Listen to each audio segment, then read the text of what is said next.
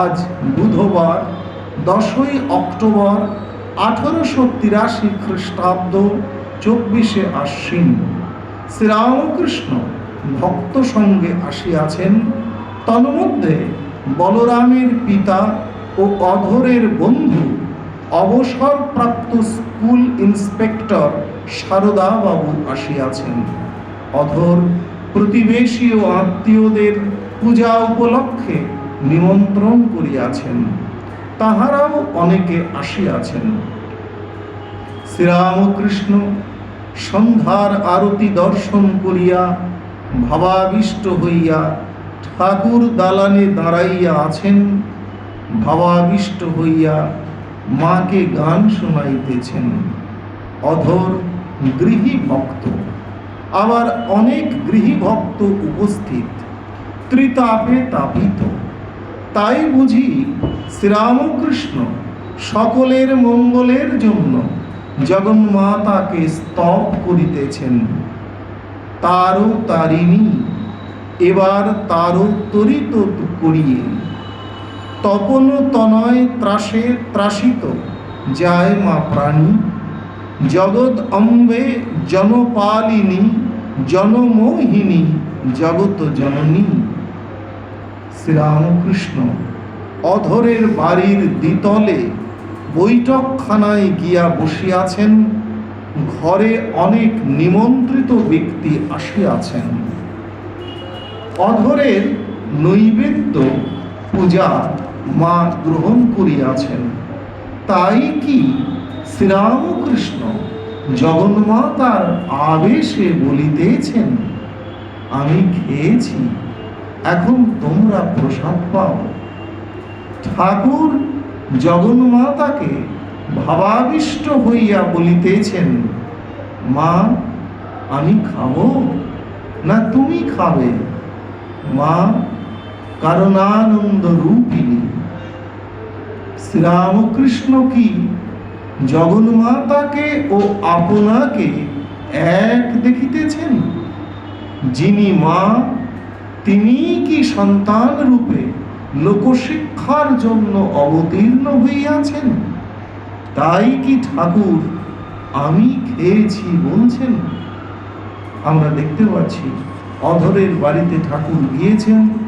ঠাকুর ভাবাবিষ্ট হয়ে দেবীকে গান শুনিয়েছেন, যে গানের সঙ্গে সংসার পীড়িত মানুষকে মা রক্ষা করুন এই ভাব প্রকটিত হচ্ছে।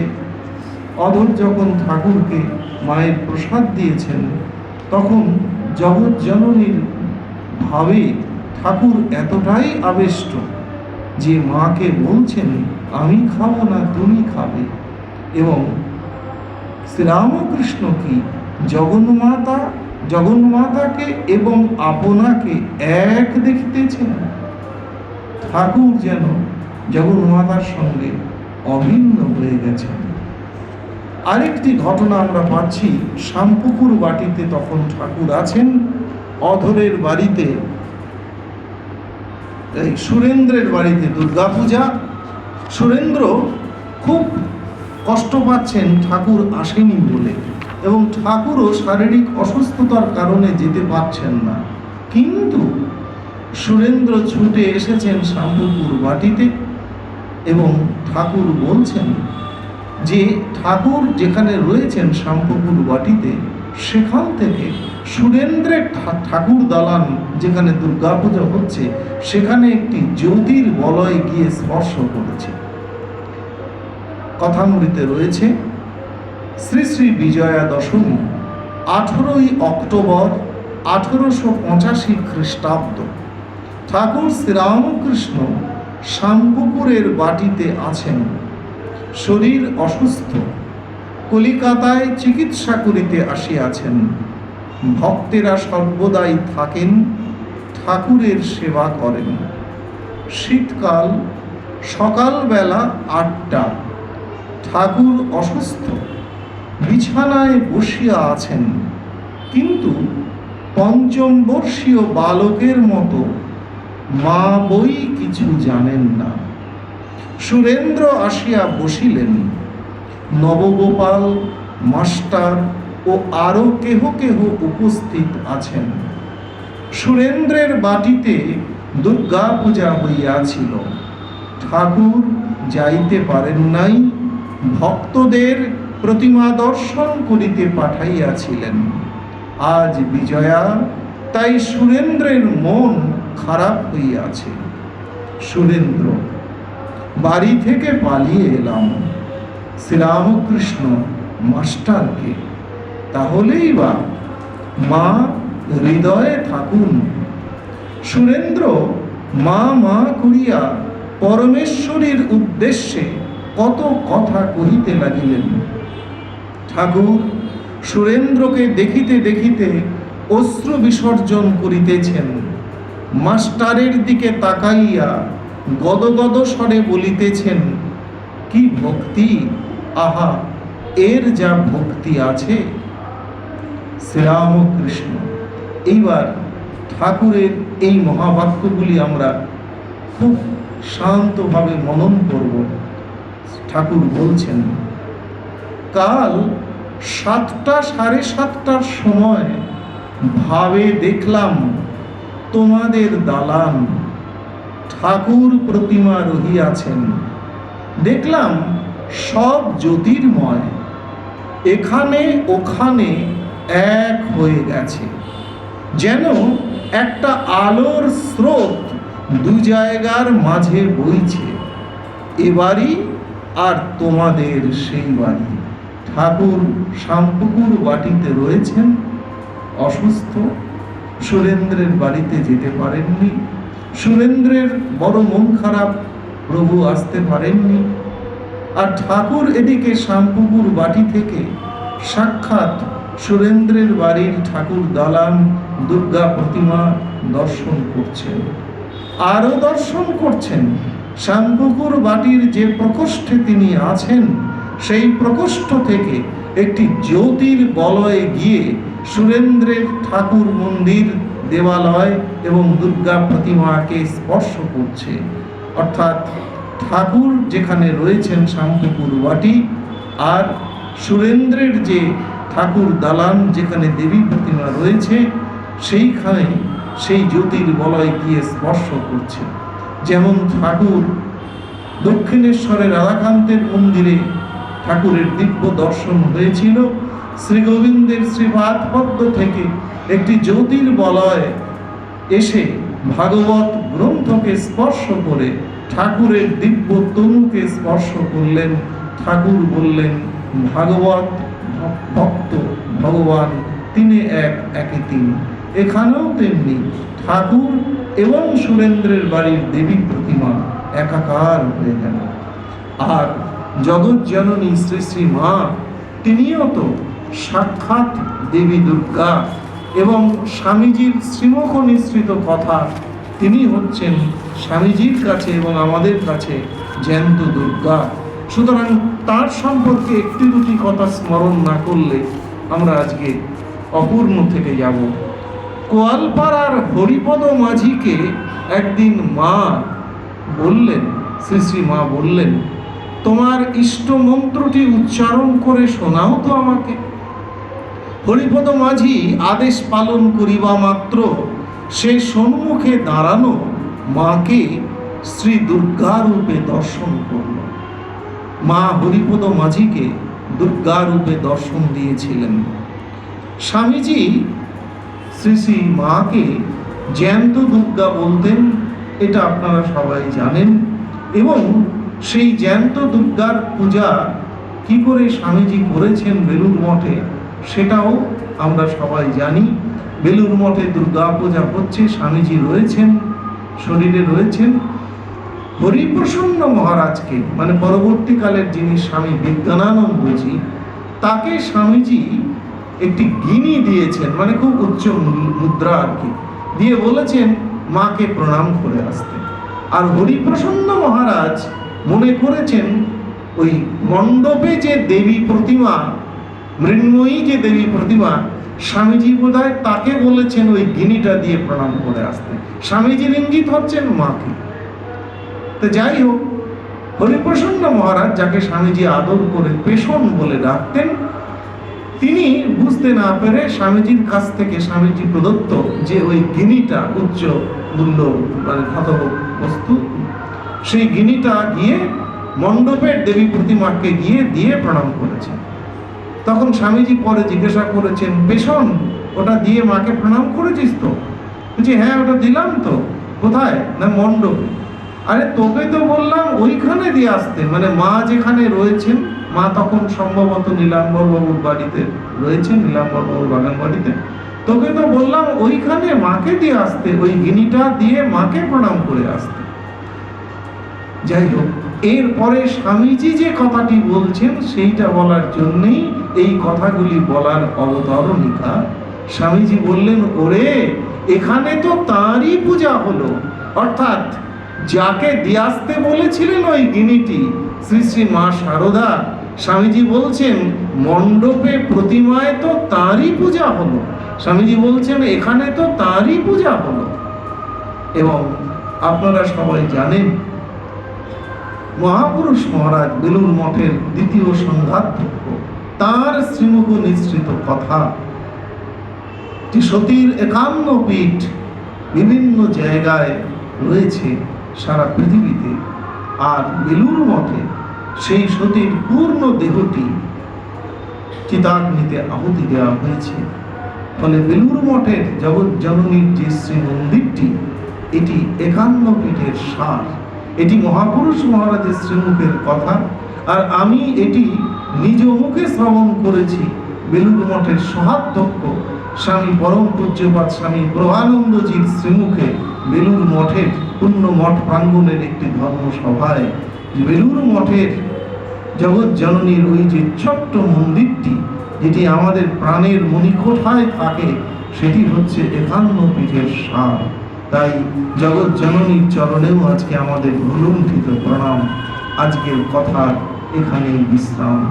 ওম প্রণতানাং প্রসীদত্তং দেবী বিশ্বার্থহারিণী ত্রৈলোক্যবাসিনামিড্ডে লোকানাং বরদা ভব।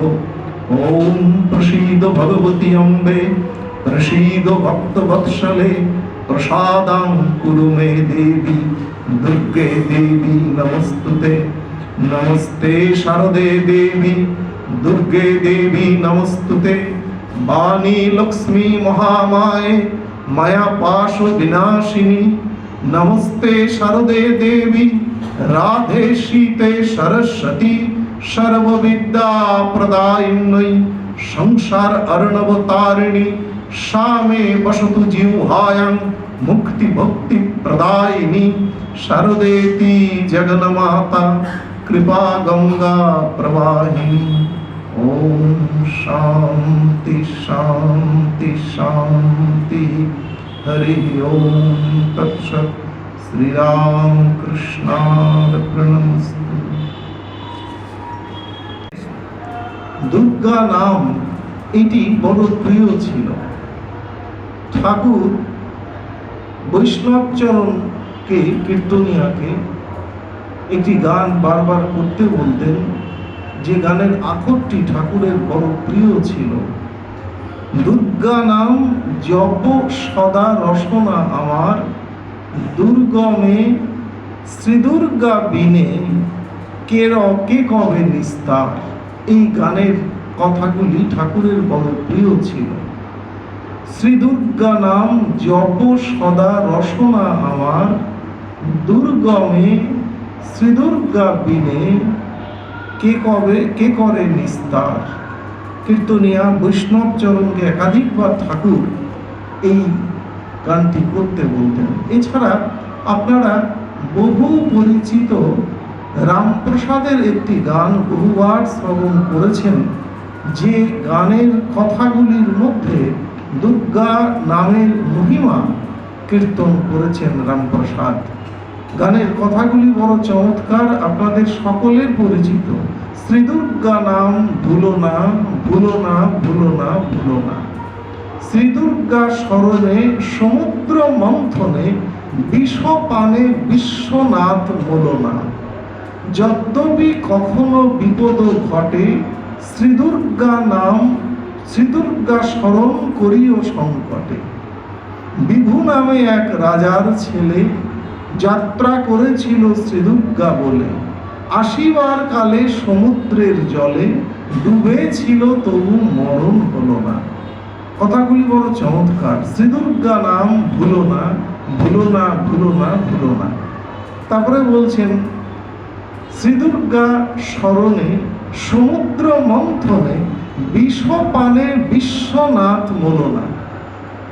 বিষ পান করার সময় সমুদ্র মন্থনে মহাদেব শ্রীদুর্গাকে স্মরণ করেছিলেন। তাই বলছেন শ্রীদুর্গা স্মরণে সমুদ্র মন্থনে বিষপানে বিশ্বনাথ মোলো না।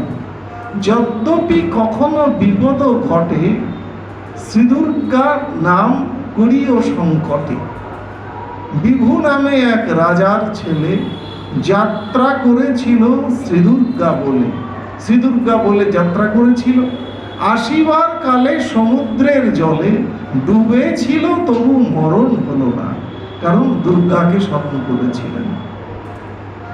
রামকৃষ্ণ মঠ মিশনের দ্বিতীয় সংঘাধ্যক্ষ পরম পূজ্যপাদ শ্রীমৎ স্বামী শিবানন্দজি মহারাজ বলতেন ভগবান শ্রীরামকৃষ্ণের কথা, যে ঠাকুর শ্রীমুখে বলেছিলেন যে শ্রী শ্রী চণ্ডীর যে শক্রাদয় বলে যে অধ্যায়টি, সেইটি পাঠ করার কথা ঠাকুর খুব করে বলতেন। কারণ ঠাকুর বলেছিলেন ওই শক্রাদয় বলে চণ্ডীর যে অধ্যায়টি, সেটাই হচ্ছে সমগ্র চণ্ডীর সার। ভগবান শ্রীরামকৃষ্ণ দেবের শ্রীমুখের কথা। মার্কণ্ডেয় পুরাণে দেবী স্তুতির কথা ৪র্থ অধ্যায়ে আছে শক্রাদয় বলে সেই অধ্যায়টি, যেখানে মহিষাসুরকে বধ করার পরে দেবগণ সমস্ত সমবেতভাবে দেবীকে স্তুতি করছেন। এবং এই যে অধ্যায়টি, সেইটি সমগ্র চণ্ডীর সার। ঠাকুর বলেছেন যে ওইটি পড়লেই গোটা চণ্ডী পাঠের সমান ফল হয়। এবং ওই যে মহিষাসুরকে বধ করার পরে সমস্ত দেবগণ দেবীকে স্তুতি করছেন, অপূর্ব সেই শক্রাদয় দেবী স্তুতি দেবগণ করেছেন। তার অনুবাদটি যদি আমরা শ্রবণ করি, যে দেবগণ কি বলছেন দেবীকে, সেই অনুবাদটা শ্রবণ করলে আমাদের বড় আনন্দ লাগবে। এবং তারপরে দেবগণকে দেবী সন্তুষ্ট হয়ে বর দিচ্ছেন। সেই যে শক্রাদয় যে অধ্যায় দেবী স্তুতি দেবগণ করছেন, তার অনুবাদটি হলো, বলছেন এই স্তবে রয়েছে দেবী পুণ্যবানের গৃহে লক্ষ্মী এবং পাপীগণের গৃহে অলক্ষ্মী। তিনি শুদ্ধ চিত্ত ব্যক্তিগণের হৃদয়ে বিবেক, শুদ্ধ চিত্ত ব্যক্তিগণের হৃদয়ে বিবেক, সাধুগণের শ্রদ্ধা ও সজ্জনগণের লজ্জা। তিনি আদ্যাশক্তি ও ত্রিগুণাত্মিকা, কিন্তু বিষ্ণু শিবাদি দেবগণও তাকে জানতে পারেন না। তিনি সকলের আশ্রয় স্বরূপা, তিনি মুনিগণের মুক্তি স্বরূপা ও তপস্বীগণের মহাব্রত রূপা। তিনি শব্দ ব্রহ্মরূপা, বেদত্রয় রূপা ও মেধারূপিণী সরস্বতী। তিনি দুর্গা ও দুর্গম ভবসাগরের একমাত্র তরণী স্বরূপা। তিনি একাধারে ব্রাহ্মণী, বৈষ্ণবী ও রৌদ্রী। তিনি দারিদ্র দুঃখ ভয়হারিণী এবং আশ্রিত সন্তানের প্রতি সদা দয়াদ্র চিত্তা। দুঃসময়ে তাকে স্মরণ করলে সংকট দূর হয় এবং সুসময়ে স্মরণ করলে সুবুদ্ধি লাভ হয়। দুর্বৃত্ত দমন তাহার স্বভাব হলেও তিনি তাদের প্রতি রোষ দ্বারা দয়াই প্রকাশ করেন। তার চিত্তে কৃপা ও সমরনিষ্ঠুরতা সমভাবে বিদ্যমান। বিশ্বজননী দেবী তাহার সকল সৌম্য রূপ ও সকল রুদ্র রূপ দ্বারা আমাদিগকে ও সমস্ত জগৎবাসীকে রক্ষা করুন। সমগ্র চণ্ডীর সার এই স্তবের মধ্যে নিহিত। এই স্তবে সন্তুষ্ট হয়ে দেবী বর দিতে চাইলে দেবগণ বললেন, বিপদে পড়ে যখনই আমরা আপনাকে স্মরণ করব, আপনি আবির্ভূতা হয়ে আমাদের ঘোর বিপদ সমূহ নাশ করবেন, এই প্রার্থনা। যে সকল মানব আপনার এই স্তব করবে, আপনি যেন তাদের জ্ঞান, ঋদ্ধি, ধনসম্পদ ইত্যাদি বৃদ্ধি করেন। দেবী বলিলেন, তথাস্তু। এটা রেফারেন্স হচ্ছে উদ্বোধন শারদীয়া সংখ্যা 1432 পৃষ্ঠা 23। ভগবান শ্রীরামকৃষ্ণের দিব্য জীবনের সঙ্গে দুর্গা পূজার দুটি গুরুত্বপূর্ণ ঘটনা কথামৃতে আমরা পাচ্ছি। একটি অধরের বাড়িতে, আরেকটি শামপুকুর বাটিতে। আমরা সেই জায়গা দুটি খুব সংক্ষেপে একটু স্মরণ করলে আনন্দ পাব। কথামৃতের 283 পৃষ্ঠায় আছে, অধরের বাড়ি দুর্গা পূজা মহোৎসবে শ্রীরামকৃষ্ণ। শ্রীযুক্ত অধরের বাড়িতে নবমী পূজার দিনে ঠাকুর দালানে শ্রীরামকৃষ্ণ দণ্ডায়মান। সন্ধ্যার পর